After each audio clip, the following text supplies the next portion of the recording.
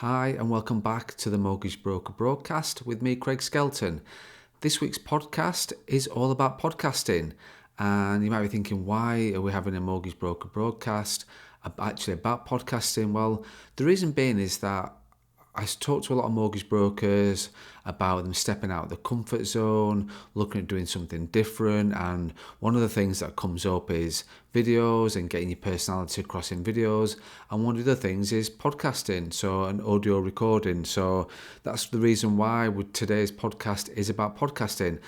I have a little coup on the podcast. I have a guest this week. My guest this week is International Podcasting Pro, Tessa Snart. Now, Tessa, like I said, is an international podcasting pro. I've forced her to step away and get on the other side of the mic, which I'm excited about this. And really with Tessa, what we're going to do is look at what is podcasting, why is podcasting becoming more and more popular, where do people listen to podcasting, and then also as well looking at how podcasting can help generate leads, generate clients, looking at being a guest on a podcast, hosting a podcast, all those things into podcasting. So yeah, here goes. So welcome to the podcast, Tessa. How are you? Hello, I'm very well, thank you, and so pleased to be on your famous podcast. Thank you No, for having me. thank you. No, I appreciate you agreeing to being on a guest. I feel as though I've got a little coup going on with getting a podcast professional onto the Mortgage Broker broadcast. So I appreciate that, Tessa. Really, really do. So yeah, no, it's I just can't wait to get to know you a bit more and what you've done and why podcasting, and obviously being the pro that you are and getting any hints and tips about podcasting. So yeah, I'm looking forward to getting to like obviously know you a lot more and where you've how you got into podcasting and the rest of it. So cool. So first of all, do you want to, and like I said, with the podcast, there's no agenda. It always goes off piece. It's just very conversational. So it's just really, yeah, we'll keep it very conversational. I'm not grill you too much about podcasting. Now I've got your undivided attention, so I will. So don't worry about that. Don't worry about that. So, Okay. but do you want to first of all just introduce yourself and explain all about Tessa Snart for those rude people that don't know about you? Oh goodness, it's always so difficult, isn't it? Talking about yourself and being on the other side of the microphone I find it really difficult. I actually find the interviewing the easier process now. But yeah, I mean, I stumbled into podcasting, so it wasn't anything that I thought that I would end up in, but I'm so glad that I'm here. So really my audio journey began when I started university. I think that was in 2015. I didn't really know that I wanted to go to university to begin with. And I went like 2 years later than all of my friends. And I studied journalism in the end. And that's where I stumbled, obviously, upon the world of radio.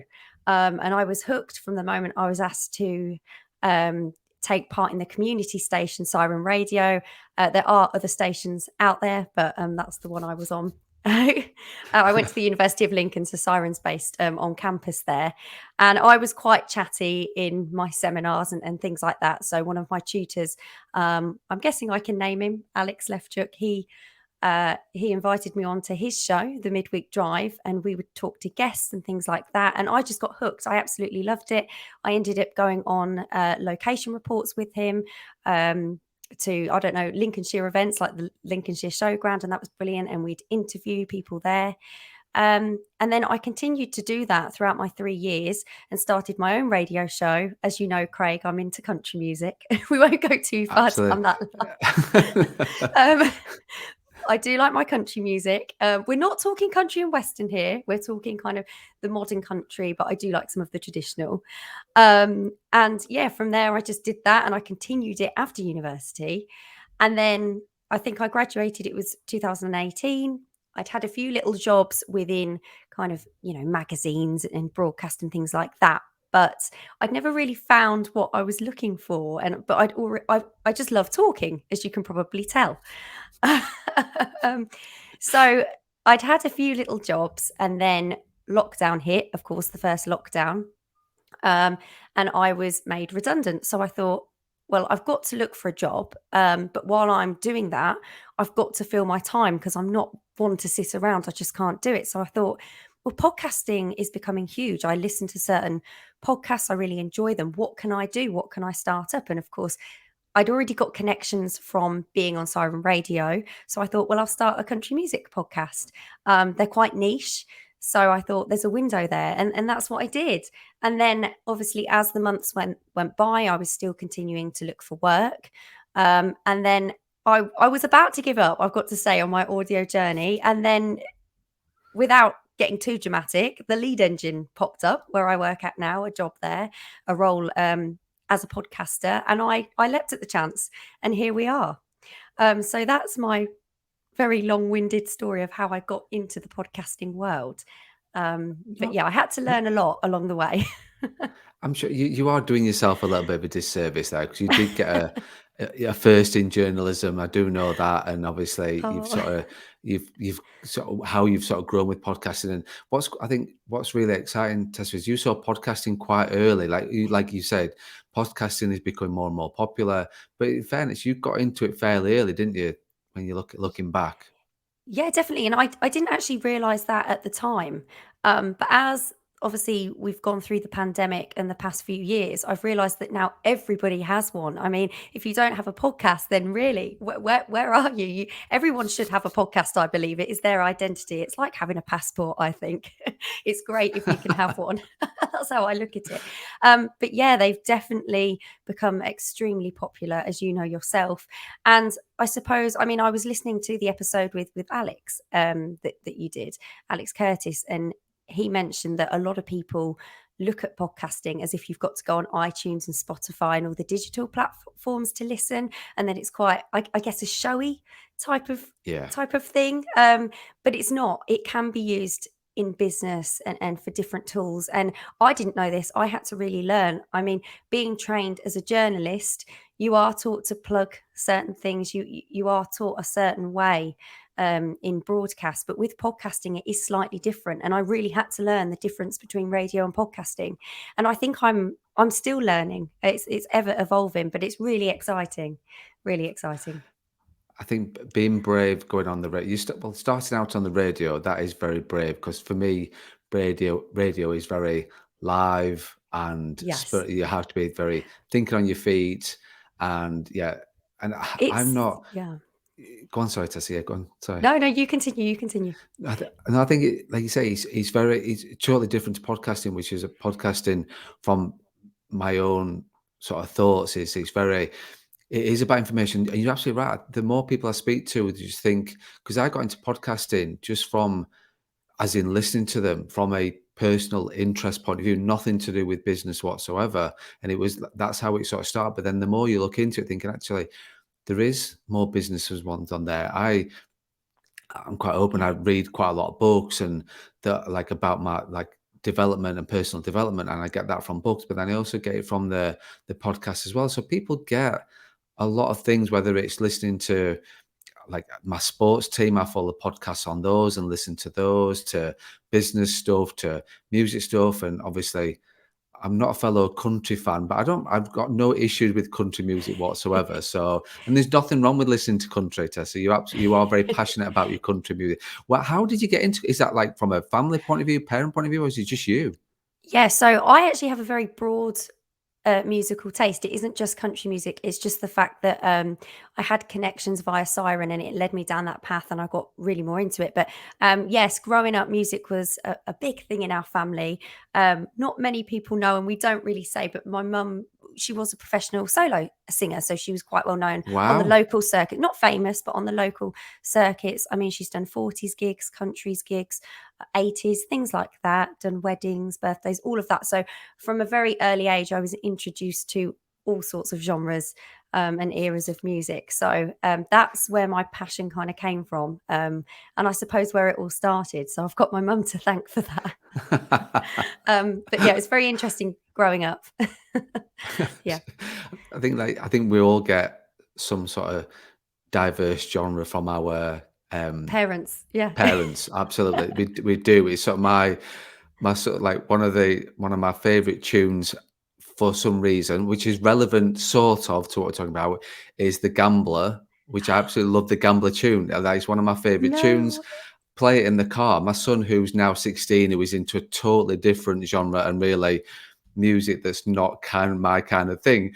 He'll like Yeah, talk about, oh, I've been listening with my friend, been listening to The Gambler. Like they'll just play that one tune. He's that's sort of, brilliant. at least I'm leaving him with something. Absolutely, I don't think I'll ever sort of get him converted to my genre of music because he just gets in the car and goes, no, no, Dad, no. Can I change the music, kind of thing. So, but we all do get That's it from our brilliant. parents, don't we? We certainly do, even without having parents that sing or are into music. I mean, we do, and it's funny. And even I know we're not really talking about music here, but even with country music, a lot of different genres stem from that anyway. So what the younger generation are listening to now, it's probably stemmed from that genre or similar genres, which I find really, really amazing. But yeah. Definitely, and that's good that you're like clearly that you're passionate about that, and that's your interest in going back further in terms of how it sort of relates to the tunes of today, shall we say? Yeah, So yeah, so welcome to the country music broker broadcast. I'm Ziana. we're going a bit yeehaw on the podcast. Yeah, I knew we'd get off tangent a little bit, but we will. So podcasting, like you said, I think people don't understand where people can get the podcasting from because it's not just iTunes, is it? There's a lot No. more places that people get the podcasting now. Exactly. So obviously, websites are a huge thing. You don't have to have the digital platforms, especially if you're a business, and that's really what we do at the Lead Engine. All our clients have a website, and all the episodes go on there. And I think it is an identity. It's a way of their clients hearing their voice before they've even picked up the phone or sent an email to get in touch, just to hear a friendly voice. And you're not selling anything, you're just giving them advice, you're speaking on topics that they want to know about, that they've frequently googled. We do a lot with Google, as you know, it's all based on that. And all the questions that I ask in my interviews to my clients are frequently Google questions on a specific topic in the mortgage broker world. And to me, it's so interesting. And I've actually had a few brokers say to me, oh, they're not sure about doing, the recordings. I mean, are people even going to listen? Mortgages are a bit boring, aren't they? And I said, well, no, not at all, because even for somebody like me, if I need to know something and I can listen somewhere and get that advice on a specific website and it's coming from the horse's mouth, I know that that advice is true and it's right. And I think sometimes it's easier than reading something. You could be listening to audio when you're cooking the dinner or commuting to work or anything really, going for a run. You can have your headphones in. And I think that's the beauty of podcasting. And it's evolved from radio. It certainly has. And I think it will keep evolving that way. And I think it's brilliant that everybody can play a part in that. I just think it's quite incredible, really. Definitely. And you're absolutely right. I think that's how I got into podcasting 18 months ago. If you'd have said to me 18 months ago, you're going to be doing podcasting, be like, no, on videos, but no way. No, like, I don't like the sound of my own voice. That's not something I'm good at dealing with. But then it's, I'm always about getting brokers to step out of the comfort zone and think about doing things differently. And it was Alex that sort of got me into podcasting because you work with Alex at the Lead Engine. We are a client of yours and of Alex's, and obviously Alex got me into it because I did an interview. One of the advisors did a podcast with Alex, and I went through that exactly the same thing as sort of saying, "Well, what's the point? Like, I'm just going to listen. Nobody's going to download it," and it wasn't for that I was started to do the podcast. It was about information and just getting SEO content onto our website, which Yeah. obviously helps. And the text onto the website, the audio onto the website, which obviously helps with SEO and Google and the rest of it. And that's how sort of my love for podcasting sort of grew even more, to not only listen to podcasting, but also being on the other side of the mic and actually doing a podcast, holding interviews. And I think one of the things, it's the same with a lot of people, is that when they're doing videos and when they're doing podcasting, or something you said there, it's about education, it's about information. It's not selling, is it? You're not selling something No, on a podcast, are you? no, definitely not. 100% not. It's all about advice and connecting with the listener. And I just think it's a really nice way of them getting to know you, you getting to know them. I know it's from a professional point of view, but just to hear that friendly voice is all somebody needs sometimes. Yeah, it's definitely not about selling. And I think for me, I started out in journalism because I like stories. I like to learn from people, and that's what these podcasts are about. You're learning from somebody that knows their craft, and that's what you're looking for and looking to do. And I think I'm going to bring up another point as well that I recall from your interview with Alex, that um, people. I've lost my track now, but people, I think, go to kind of podcasting to hear, somebody and what they can offer. I've completely lost track of what I was actually going to say, but there was something you mentioned on the episode. It might come to me later, but we'll keep chatting because I've completely forgot. And look, this is what happens sometimes. Um, I know you asked me before we started this. Do you ever get used to podcasting and interviewing and things like that? And you do, but I think every time you interview, it's going to be different. Uh, no two interviews are the same. The topics are different, the people are different, and we're all human, we're not robots. And that is what I tell my clients. If they're worried about doing their first interview, I say to them, treat me like one of your clients that knows nothing about what I'm about to ask you. Don't be nervous, just talk to me as if you were talking to a client about something. I don't know about bad credit or mortgage protection or first time buyers. Yeah. And I say that to them because we're not robots, and it's okay, I think, to stumble a little bit. That's what shows that we're human. No, absolutely. I think that's the problem, is that people and I'm guilty of this. When I people want to be too polished and it looks too Mhm. professional, and customers are not necessarily looking for that. And there will be the ums and the ahs and the slip ups, and that I get quite a lot losing my chain of thought, and that's why I make a lot Oh, of me too. notes, and there's loads of post-it notes all over my desk when I'm podcasting, because That's it's that, brilliant. well, where was I going again with that one? What does it? And I do sort of lose my chain of Train. thought. But like but it is about sort of, that's the real person. That's who you are. We are all human beings. And I think that sometimes we can worry too much about what people are going to say and people are going to think, and people are going to look at it and think, oh my God, like what is that person going on about? We sort of worry too much about it. But I We think do. once you've broken your duck and broken that sort of doing it once, it's then you then can't stop people then, can you? It's like, "Can I No. become a guest again? Can I do this again? Can I do it?" Yeah. Because like, the people do enjoy doing this sort of thing. Oh, definitely. I mean, I know on all of my onboarding calls with the team and clients, and Alex and I have this conversation all the time. I try and make it really fun, especially when I'm first saying, "Oh, hopefully you'll be doing, the episodes with us. You'll be speaking. We'll be interviewing you." And some of them kind of look and think, "Oh no, I don't think I can do that." And I say to them, "No, you definitely can." And even on the very first episode that we record, I'll chat to them, before we start recording, try and ease them into it. And then by the time we get halfway through, they are pros. They are so good. And these brokers, they know their stuff. They know what they're talking about. There's just something about hitting a record button, I think, that frightens people. When really it is just a conversation like you and I are having. And once they get going, they are brilliant and they want to book more and more in. Obviously, you do get certain clients that take longer to get into doing the episodes, and you've got to really encourage them each time. And I think it goes back to not liking the sound of your own voice, or, I've missed this out. I should have put that in. And I always say to them, look, we can edit certain things out. We're not live, it's pre-recorded. You can just, take a seat, get a cup of tea and have a chat. It's that easy, really. I think that's it, because you're right what you said about mortgage Them, brokers are which so is, knowledgeable. They've got so oh, much yeah, information to share, and they know sort of, they've got, but then put them, they it's really the same have. as doing a role play or being observed, like from a mortgage broker, but like regulated world that we live in. You Yeah, put somebody in front of somebody that's interviewing them, but then ticking a box, and they go to, it's like, well, just chill. Like when I'm observing people, when Jason, our compliance and risk manager from the firm's point of view, he like says, just chill out. You do this day in day out. I've yeah. had that this week where one of the advisors like just getting Really? stressed out about being observed. You're like, whoa, just chill out, and just you do this day in day out. Yeah, Week in, week out, you will do this. So just think of it like that and try and forget. But some people get hung up they by do. being observed or being recorded or something like that.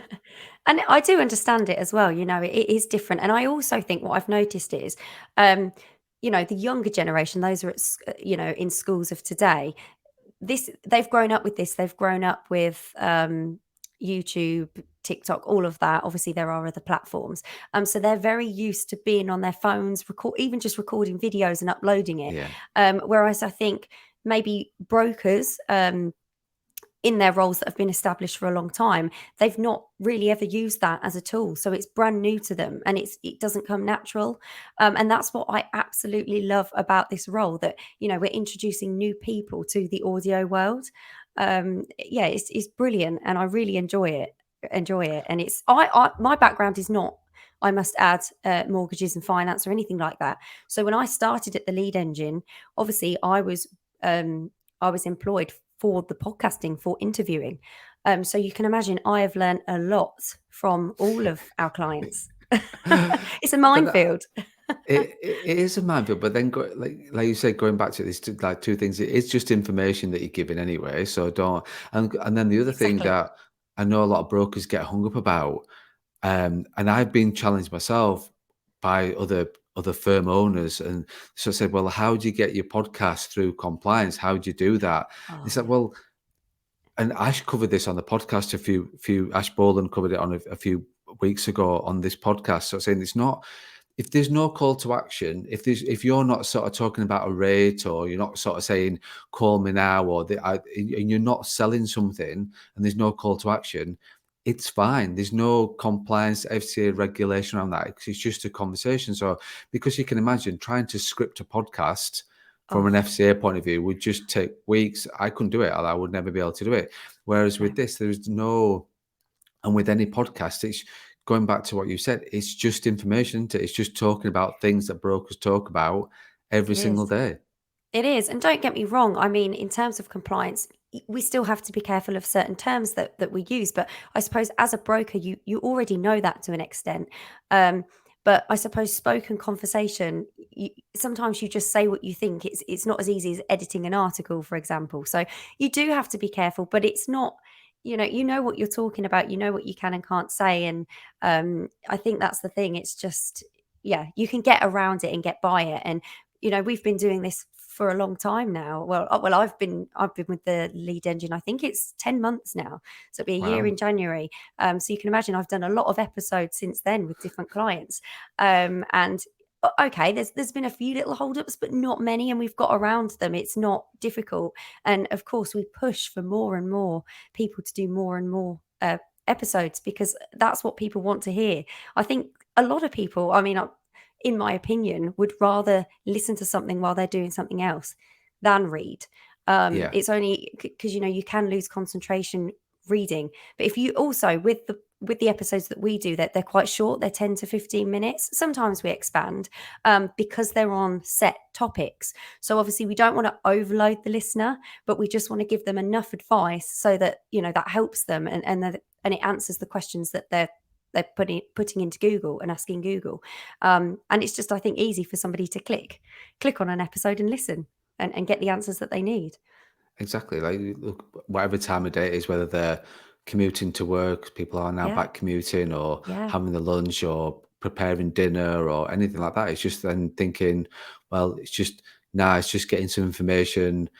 yeah. I was just thinking then when you sort of said about your clients, thinking, because I talk about mortgages are boring. I always sort of say that, who wants to talk about mortgages? So that, and that's the thing with mortgage brokers, they have that mindset. Who wants to listen to Yeah. somebody talking about mortgages? But actually, people do. Like, you give me Oh, feedback like a while, like sort of saying, "Oh, I learned about yes. this on the podcast. Editing your podcast, I learned about that." So people, because a mortgage broker talks about it and in the day in day out, Yeah, and the view is it is boring, because it is. But then for somebody else who's wanting to know that and wanting to learn about yeah, what this is and that is, because it goes back to mortgage brokers using jargon and getting jargon out there, making them feel more important. If they're talking all jargon and terms of SVRs and LTVs and things like that, and the client's going, I've got no idea what you're talking about, then that just makes them feel a little bit more important. It's not about that, is it? That it's about no. giving the answering the questions that customers have got.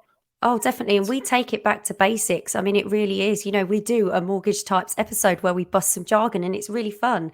And we kind of go through the list, what fixed rate mortgage, and all of that. And we talk through it so that the listener understands, especially for first time buyers. I mean, I've been one myself, and it's so daunting. When you're first applying for a mortgage and looking for a house. So, and also you kind of get to know the client's personality. It comes out, and although we're talking about a particular subject, sometimes we'll make it lighthearted and fun. And there's another episode we do. So we talk about the role of a mortgage broker, and I get to know the client a little bit more, a little bit like what we're doing now. So you kind of get to know their story, how they got into doing mortgages and all of that. And sometimes they'll have come from a whole different world. There's one client I know he likes music. He's into the music and things like that, and country. And I got talking to him about that. And somebody else might have come from a singing And there was no world, room or for anything else about mortgages because you just got talking about country music. exactly. No, definitely no. We stay professional. But what I'm saying is, you get to hear that person's personality. Whereas if you're reading a text and you haven't heard their voice before, you don't actually know what they're about or how they sound or who they are. Whereas you can get that by listening to somebody. And I think that's the key. And that's it. Wrapped around all this and everything I talk about is trust from a client point of view. So I think if you've done the podcast, if they've heard your voice talking, just giving them information, no sales and Yeah. things like that, and but it just builds up rapport, it builds up trust, even though Trust. they're listening to you and you're going on about something, then in the mortgage world, the customer's buying into you more and more. But so then they're not going to shop around. They're not going to question you about you charging your broker fee for this and things like that because they've Yeah. already bought into you because they've heard you, you've given them information and educated them when they've needed it. And then now you're turning that into business, but Yeah. it's a long-term thing. But it's all about, like you said there, it's about the personality, isn't it? That's the key It thing to is. get across. It is personality and trust, like you say. That's a big thing, and I mean that was drilled into me when I studied journalism. A lot of people have bad perceptions of journalists, just like I suppose they have done with mortgage brokers and in Yeah, any career path. But really, it was instilled in me that you build that relationship, you build that trust when you're telling a story and you're getting the interviews. And that's what I love about the lead engine as well, is that we are there to help. Okay, yes, we're there for a reason. We're there to help with the SEO and the websites and ranking high on Google. But at the same time, we're also helping these brokers give their advice, just to help other people out.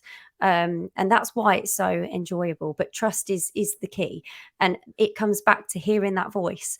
And I think people are, you can be a real good judge of character, and just by listening to somebody what they're about, just by hearing the way that they explain things, and the advice that they're giving to you. So yeah, trust and the personality is key, definitely.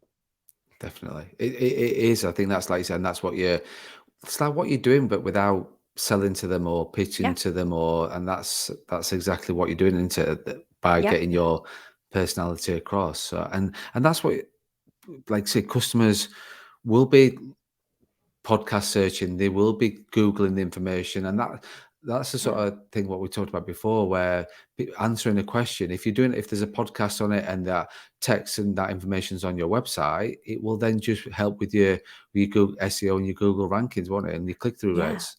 Yeah, and I think with the podcasts, obviously people don't set out to find these podcasts on the website, so it's not like they are on iTunes and they can search for it. So they will find a certain client's website, go onto it to find what they're looking for, click on a certain page. I don't know, maybe it's to do with first-time buyers or protection or whatever it is, and then they'll see that audio player at the top of the page.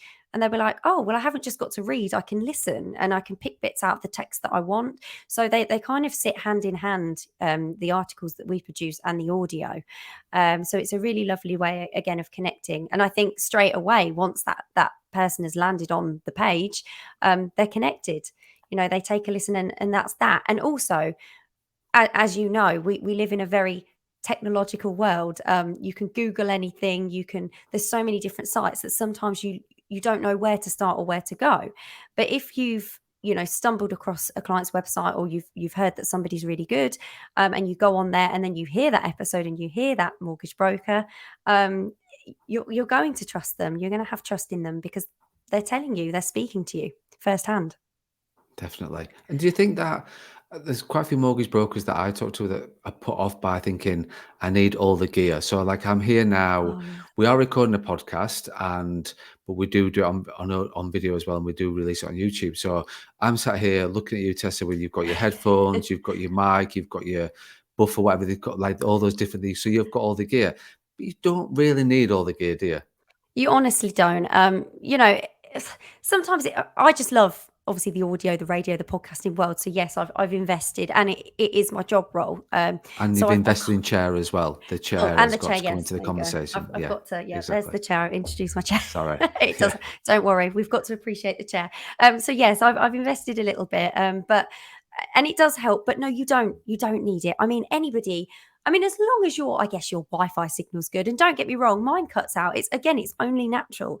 You can't have perfect everything all the time. So no, if a client's worrying about having equipment sorted, no, don't worry about it. Turn up to the link. I mean, we record via Zencaster. I know there's a lot of different platforms like this one, and sometimes what happens is we will schedule a podcast recording and they'll click the Google link rather than the Zencaster link. And I can completely see how they could be misled. But the link is also in their questions brief. And sometimes I will email them with the link as well. But they still ask me, oh, how do I join? But I understand because it's something that they've never done before and it can get a little bit confusing. But it's not. And I think after that first initial episode, as we've said, they understand the process. But going back to equipment, no. At the end of the day, you don't always need it. You can just join, the link and we just talk. And 9 times out of 10, it's absolutely fine. I mean, we provide a podcast guideline. So we've put a little bit together to talk clients through the process. If they want to invest in equipment, if they're doing it regularly and they want to, then that's fine. And we give that advice, this is where you can get this from. But we're not saying you have to go out and do that. So if anybody's thinking, oh gosh, to do the podcast, I've got to have all the equipment, I've got to be set up. No, you don't. Definitely not. And most people have a headset now, don't they? Especially, I guess, if you're a mortgage broker. So you can just Yeah. use that if you really want to. Definitely, and that's it. You will find that you've got the gear already to do. If Yeah. you've got an iPhone, a webcam on your laptop, wherever the case may be, they say it doesn't really matter. Like Zencaster now, which is like one of the softwares that you use and I've used in the past, now does video on there as well, so Yeah. you can also do the audio and the video. So yeah, I think, and the other thing it says I wanted to pick up on is like, because obviously you interview people, it is about interviewing and talking to brokers, and you being a host on a podcast. Can people do with like solo podcasting? Is that still okay for people to do that?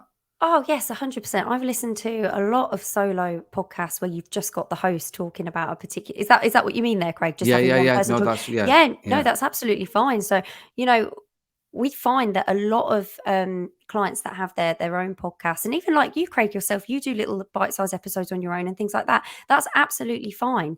And you're knowledgeable yourself without having a guest on. So you don't always have to be interviewing guests to create podcast episodes. I listened to one called, is it the mindset? I can't even think now. It's something to do with obviously mentoring the mind. There's Right. a lot of those sort of podcasts out there, and that's just one.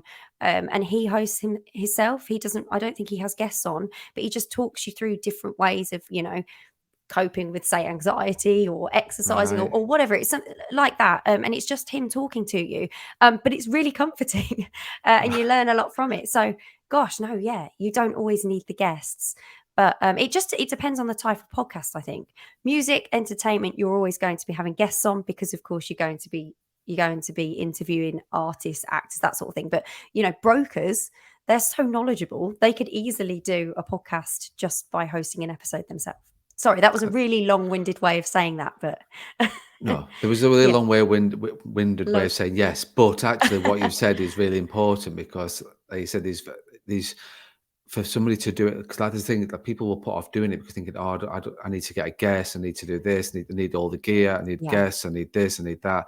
You actually don't. It's not that, but no, until you actually do it, they say that was me 18 months ago, 2 years ago. That's what I was like. But then now, yeah, scary thing is sort of you were thinking about, yeah, I just need to get a short one recording out there on green mortgages like we've done, or offset mortgage or yeah, anything like that. It's literally just me talking for 3 or 4 minutes. Well, but it's interesting, like it's yeah, about that information. So you don't need to have the guests, you don't need to have all the gear, you don't need to be sort of definitely not. Mr. Razam or Mrs. Razzmatazz kind of thing with the jazz hands and making it sort of No, really sort of. because people just wanting the information, and like I say, it's and depends on certain things. It is quite therapeutic as well, just listening to somebody Oh, talking about various things. definitely. I'm really old fashioned. I will still listen to the radio. I listen to podcasts. I'll turn, I can't really say it, but Alexa on because she'll light up. I've got, all those digital devices that are available. And it is very, very calming. But I think you're right in saying that a lot of it's getting started, isn't it? A lot of people maybe don't Yeah, know where to start, which is where we can come in and help, obviously. But people don't know where to start or what to talk about. But really, it just starts with what you know. If you're a mortgage broker, then you know all about mortgages, and you can break you can break things down into episodes and series. There's so many things you can talk about. I mean, that's why we do what we do, because there's so many. I mean, gosh, we haven't run out of ideas yet, but it really is just sitting down and thinking, oh, what can I record, what can I talk about, and that's it. And then you just sit on your desktop and you start recording, or your laptop. it is as simple as that. To be honest with you, I sat there a few weeks ago and thought, right, what topics can a mortgage broker talk about, podcast about, or do some audio recording about? And within, I think 2 minutes, I think I got 100 things down. And I Wow, thought to yeah. myself, that's if you're doing one a week, that's 2 years worth of Yeah, recording. Well, you've got it all there. exactly, but and it's just that people exactly, it's like people don't, because people just mortgage brokers take this for granted that's what their knowledge is and this is what they do day in, day out. Well, somebody is interested in Yeah, how loan to value works and what the SVR is and affordability, how lenders afford like affordability calculators work and how that differs between each lender and what happens if I don't do this and what is this and then that's not even without the protection side of things, and no, then the other gosh. financial advising. So you've got there is Oh, so infinity much. amount of that information that you can talk about that people are interested in. Oh, 100%. I wish that I was taught about mortgages in school. It's so in depth and it can be daunting, and just having somebody there that knows what they're talking about is, you can't really ask for more. It's like somebody's there holding your hand. That's what we always say in the episodes with mortgage brokers. And yeah, I mean, the topics are endless with them. And I think that's what makes the mortgage broker industry so unique in terms of podcasting, is that unless you are a mortgage broker, you're not really going to know a lot about it in detail or in depth. We've heard of mortgages, we've heard of applying for them, we've heard of moving house, but you don't know to the extent of what it takes, I think, sometimes.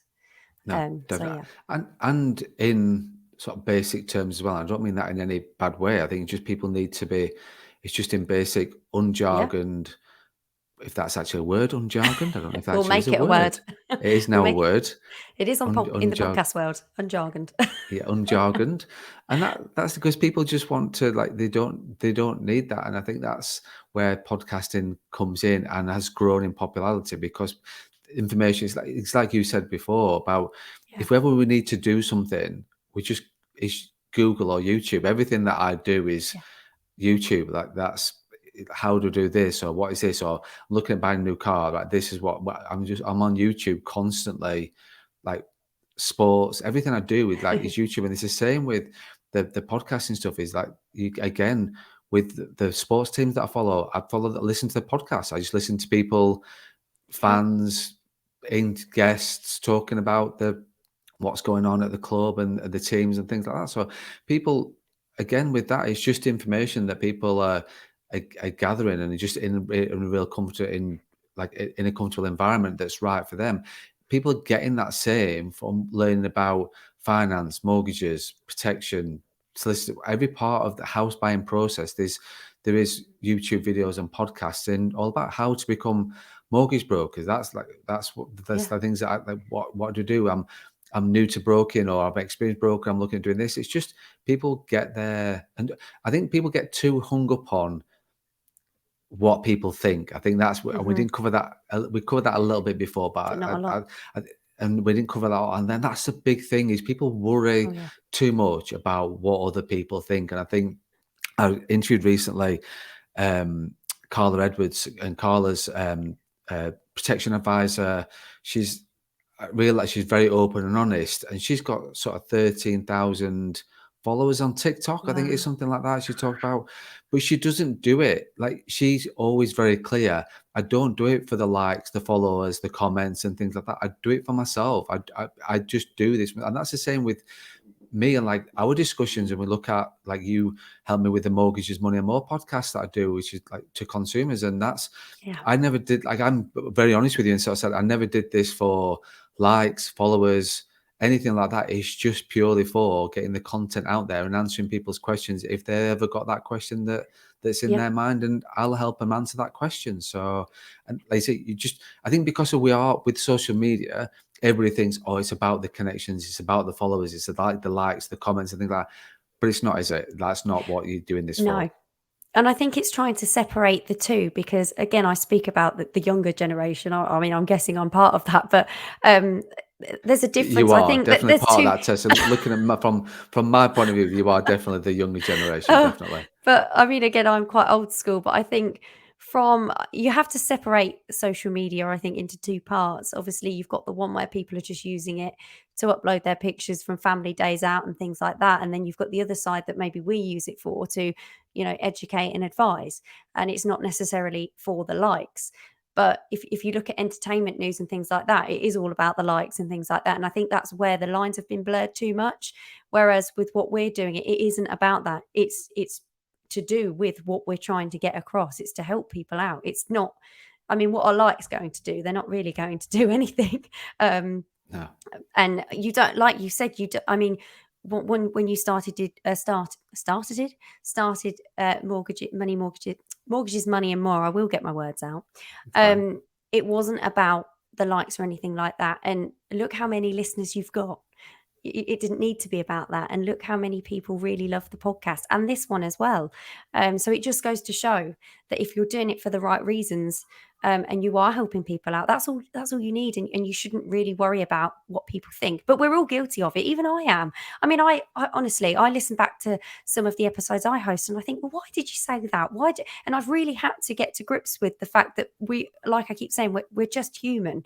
Yeah, I'm not a mortgage professional either. So when I'm speaking to a client, I am asking it from one of their clients' point of view. I don't always know what I'm talking about.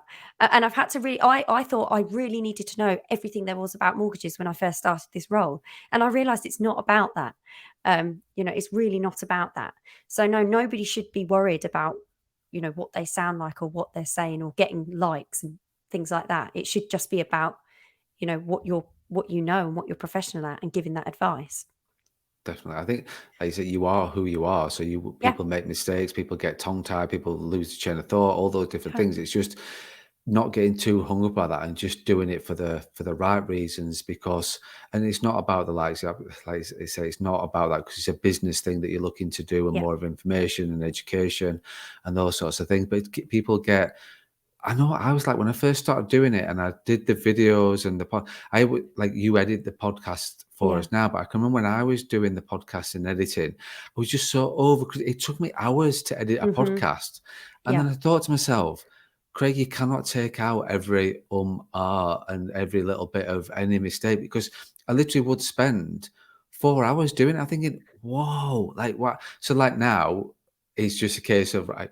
I've started and finished, right? That's it, job done, kind of thing. There's very little, Yeah. and but that's the problem is people, and naturally, I get that because people are overcritical themselves. I've got a few advisors in the firm that are currently doing their video, like doing little information videos about how affordability calculator works, and they've got themselves, and then they turn the camera around and it's looking at the screen and things like that.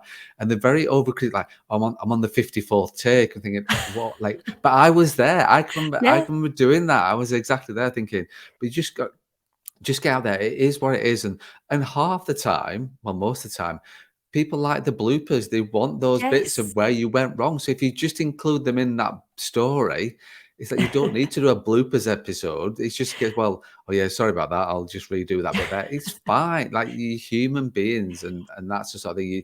It's not going to be like the polished article of what you see on or hear No, on a radio, like exactly. advertisement, anything like that. It's not. It's not about that, is it?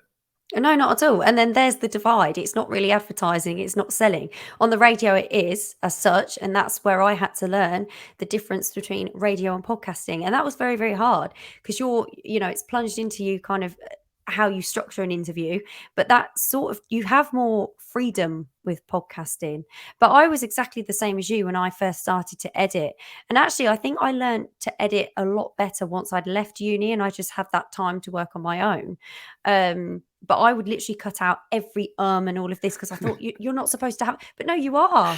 You can use fillers. I mean, don't get me wrong, you can learn to combat that and try not, but I use them a lot. See, it's it's difficult, but no, I think you're right. People get too hung up on being perfect and saying something exactly right, and it's not human. No, not at all. And I think s- if I'm, because more and more mortgage brokers are podcasting, asking to be invited onto podcasts. Is there anything, if I'm That's good. asked as a guest to be on a podcast, is there anything that I should be worried about, concerned about, or what I should be doing before the podcasting recording, Tessa? I think if it's on a particular topic or it's about yourself, or you know what the host is going to ask you, or you know what it's about, then I think it is always good to do a little bit of research or do bullet points, so that you can refer back to them, says the person who sits there with only a few little notes and I haven't looked at them. But I always think it is good to know what you're getting yourself into. But I also think just don't be too hard on yourself. Don't put too much pressure on yourself. Nerves are good to an extent, but I think you've just got to go with the conversation. I know I've said it before, but just it's like you're having a conversation with a friend or a family member or a client. Just treat it as something like that. And I think that's what you've always got to remember. But of course, don't be afraid to ask the host questions beforehand. Don't be afraid. Oh, is this pre-recorded? Is Absolutely. this live? Do I need headphones? I don't know. Can we still talk when you stop the recording? Just little things like that that I sometimes forget to tell clients because I'm used to it. So I will, every time I have a new client on board, I will try and talk them through the process. Everything that I think I would ask if I was new to it. Because people don't always know at the end of a podcast, so like on Zencaster, you stop the recording, but then you don't just go off. You're still there with that person. You download the MP3 files and you can have a chat and then say goodbye. It's little things like that. Was that right? Absolutely. Did that No, answer the no, question? no, Okay. that does answer the question because that's exactly right. Because I took that for granted. I had somebody recently, Yeah. because I use StreamYard for my podcasting because it's Yeah. got the video as well. It's just what I'm used to. Used to. And I got to the end of the thing and they sort of said, right, we're gonna thank very much, bye, to end the podcast. And then they just like it gone back to me just on my own on the screen. Like, Oh where have they no. gone? And so I had to ring them up after and sort of say, look, clearly I didn't explain that, and I'm really sorry, but we Yeah. will have a chat at the end of it just to sort of see how it went and what your thoughts were and anything we need to edit out and things you shouldn't have said or what you want to edit. So yeah, that's a really good point. And if you are unsure, just ask Ask. the questions. Ask any questions. Definitely, because there's loads of little things that we just do automatically now that, if somebody's never done a podcast or never been interviewed or done the interviewing, they're not going to know. I get a lot of clients saying to me, "Oh, will we be recording straight away when we join the link?" And I said, "No, not at all. I will talk you through it. We've probably already had a call to go through it, but people are busy. Mortgage brokers have their own careers that they're going to be busy. They've probably not had time to process what we're about to do." But I think people get this big image that it's a lot, but it isn't. It is literally just hitting record and having a chat. There's not a lot really to prepare for, unless, of course, yes, it's on a particular topic and you want to make sure that you've included everything that you want to, that you need to inform whoever's listening. I would just say always have some notes because we do all have mind blanks. That's just human, as we've said. And just make sure that you ask anything that you can think of before the recording starts, just so that you're sure. But yeah, and don't be too critical. I think they're the key three areas. Yeah. Brill. Fine. Brilliant. That's fantastic.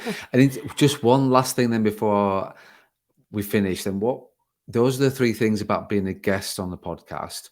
If you're sort of thinking, right, I'm going to be brave, I'm going to look at insecurity and think, right, I'm going to start a podcast and answer the questions that my customers are asking me. Yeah. Where do you start? What's the sort of what's the first thing or the first few things that I need to do? Yeah, so in my opinion, if it's setting up a podcast and you're thinking of starting a podcast from scratch, it would be to brainstorm ideas and have 10 episodes in place already. If you're going to have guests on, think about what guests would fit the podcast and that topic, and have it planned out before you even send emails, contact them to get it booked in, and have backups as well, just in case that they can't or they don't want to. Because that happens, doesn't it? And people can, Yeah. it's just part of the process, which is fine. So always have a backup. Again, if it is to do with the setting up, you need to think about what platform you're going to use to record them on. I mean, you can, if you want to, you can use Zoom, which Yeah. I started off with Zoom, and sometimes, different You whispered platforms. that as though it was a secret, Tessa. You I like know, I whispered to don't know why I did that. You could use Zoom. I think it's because with like professional podcasting, we're all using these different platforms now, but you can use Zoom or Skype even. If something records, you can use it. It doesn't matter. And it's what works best for you. So yeah, think of what you're going to record on. Then think of where you're going to obviously host your episodes. If you're going to, we use Simplecast, for example. I think I'm allowed to say that. There's Podbean, there's LipSync, there's loads of different ones where you'd upload your episodes to. And then think about whether you do just want to have the episodes sat on your website, or whether you want to go further and have them, uploaded to Spotify, Apple Podcasts, things like that. It's all these things that I suppose you need to think of before you start launching a podcast. Yeah. If you've already set up a podcast, then I think it's just knowing who you're interviewing. Don't be too critical if you're the host. I will say that because I've done it. I'm too harsh on myself. I know that. And yeah, at the end of the day, your job is to help that other person that you're interviewing get the best out of them and what they're trying to get across. So again, very long-winded, but I think that's if you're a host, No, that's some what really you good should do. points. No, honestly, like I appreciate the feedback and the hints and the tips you've given there and the points you've come across. It wasn't long-winded at all, because I think they're really sort of valuable things that people need to think about. So I think, like, message for me is, if you're looking at launching and having your own podcast, preparation. I think that's what you're sort of saying, making sure that you're Yes. prepared to not just sort of deciding today, and then you've got to think about the future guests, getting some in the bag before you start to launch and things like that as well. So Yeah. And even I tell suppose and even no, sort go of on. I was just going to add even sort of logos and imagery to go with your podcast and things like that. And you can do it on, if people are worried about sort of costs involved with it, you can do it on a budget. There's not too many, I don't think. You can, No. so don't worry about that either if anybody was sat there thinking about that. But yeah. Exactly. There's plenty of places where you can get logos created and Yeah. banners Yeah, created and things like that. So absolutely definitely. fine. Tessa, we have gone on for sort of 45, 50 minutes Oh, about wow. podcasting. I know, yeah. And honestly, it's hopefully it wasn't too painful being on the other side of the mic. You made it very enjoyable, very easy. I feel very relaxed. So you're doing a great job as the host. Good. Thank you. Because I'm going to ask you a question, and I'm still going to record this and put it on. Okay. Do you find it easier being on that side of the mic, or sat of being the host and interviewing somebody? I feel better on the interviewing, Okay. actually, because I find it, like everybody, I suppose, it's hard to talk about yourself. I know I wasn't just talking about myself, I was talking about the role and podcasting, but I think it's very hard when the attention is on you. So I prefer the attention to be on my clients. Definitely. But Yeah. maybe when I first started out, if you'd have asked me that 4 years ago, I probably wouldn't have even been behind the mic. But now I like asking the questions. Good. You're in control. You're asking the questions. You're leading that sort of. Exactly. That must be your journalism background. I'm guessing that. So there's I definitely think got to be so. the case. It's got Definitely, to be. definitely. Definitely. Tessa, thank you so much. Thank you much for your time. Thank you very much for the sort of sharing all your knowledge and what your experience over quite a few years of podcasting, and really sort of helping people look at being a guest, hosting, work. Like I say, if people are interested in looking at getting the podcast from mortgage broker point of view, and you do work with at the lead engine, you do work with quite a few mortgage brokers, me included, Yeah. and us included as a firm. So if you are thinking about it, then obviously we'll tag you into this episode, and they can reach out to you and the firm and look at how you can help them out with the podcasting, or if they're looking to do it themselves. Obviously we've shouted out a few podcasting platforms and things that they can do for themselves. So brilliant. Tessa, thank you so much for your time. No, thank you for inviting me on. It's been a lot of fun. Thank you.